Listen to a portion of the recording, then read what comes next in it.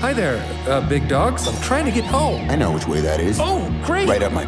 I love sunshine, I love butterflies, but more than anything, The movie begins with a little terrier named Reggie telling the audience why he believes every day is the happiest day ever since he lives with Doug, whom he considers to be the best owner in the entire world. Doug is actually a nasty manchild who despises Reggie. Doug's girlfriend chose him as a puppy, but when Reggie entered the room wearing another woman's underpants, she tried to dump Doug and take Reggie with her. Reggie came to believe Doug needed him since Doug only kept him to spite his girlfriend. Doug often tries to leave Reggie behind by tossing a ball into a field and driving off while Reggie tries to grab it. Doug eventually drives 3 hours into the city into an alley to prevent Reggie from returning home because he always finds a way.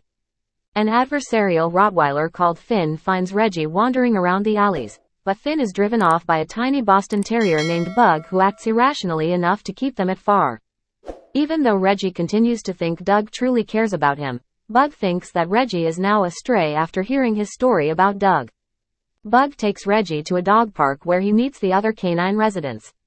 Hunter the Great Dane, a former police dog who now chooses to wear a cone for protection, and Maggie, an Australian shepherd with a keen sense of smell who is neglected by her owner in favor of Bella the Pomeranian, who can be used as a tool for influence. The three canines demonstrate to Reggie how much fun it can be to be a stray, including picking up food scraps that inebriated people drop, tasting their beer leftovers, and even humping inanimate items. They meet a bulldog named Chester, who cannot leave his home because of an electric collar, which the other dogs think is an invisible fence, but after Reggie runs onto Chester's lawn with nothing happening to him, the other dogs think he is legendary. Reggie is saddened when the other strays point out to him that Doug never loved him, but he comes to the decision that he would go back to Doug's residence in order to exact retribution by removing the one thing Doug values most, his dick. The other dogs agree to the quest and make an effort to return to the house by following the hints from Reggie's memories. Maggie leads the dogs to a county fair so they can try to steal food as they travel because the dogs are becoming hungry. They witness a single dog named Gus who tells his master's story, much like in A Dog's Purpose, but Gus is the only one who is aware that his owner is a serial killer. The dogs are scared when pyrotechnics begin to go off after they have found food because they believe they are being attacked. Reggie and Bug must dig under the fence to get away, whereas Hunter and Maggie can easily hop it. The dogs are worn out and hungry the following day. Just as Bug begins to whine, a hawk flies in and scoops him up. Dennis Quaid, playing himself, is watching birds when Reggie rushes after the hawk and manages to grab hold of his leg as it soars higher. Reggie and Bug fall through a tree and hit every branch, but they remain unharmed. The dogs wind up further into the woods where they discover a lot of mushrooms. They consume all of them, which causes them to quickly start having vivid hallucinations.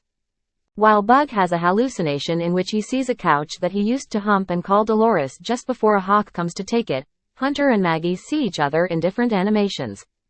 Reggie imagines Doug referring to him as a good boy for the first time.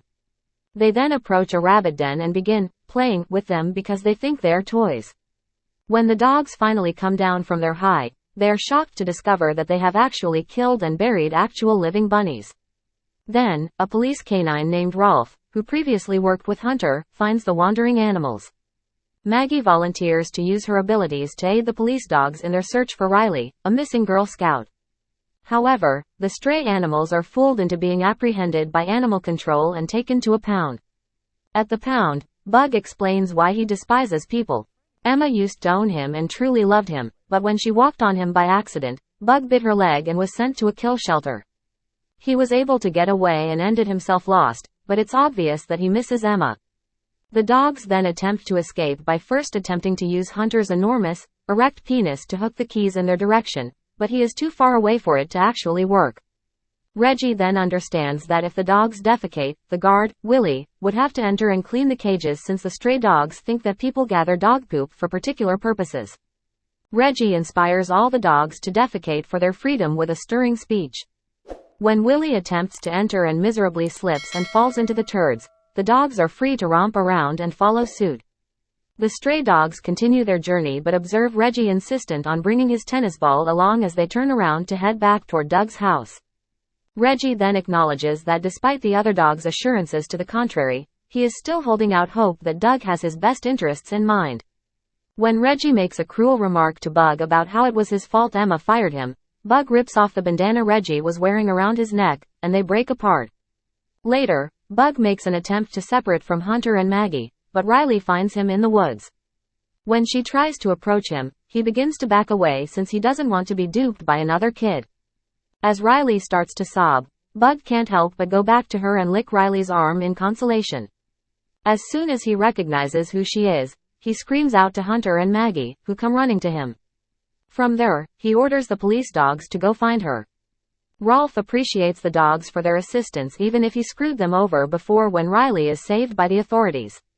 Maggie then finds Reggie's bandana and picks up his scent, leading Hunter and Bug to follow her and get their friend back. Reggie returns to Doug's residence, but by that time he has already come to the conclusion that the other dogs were accurate in their assessments of Doug. He discovers Doug once more high alone and tells him in his own canine speech, which sounds like regular barks, that Doug was merely a terrible guy, not a bad dog. Doug loses his cool and determines that the only way to get rid of Reggie is to kill him as he gets ready to depart. The little dog is about to be battered by him with a bat when Hunter busts down the door and throws his cone away. Hunter and Maggie form a line so that Bug may jump off them and knock Doug off his feet while Doug tries to kill Reggie with just his hands.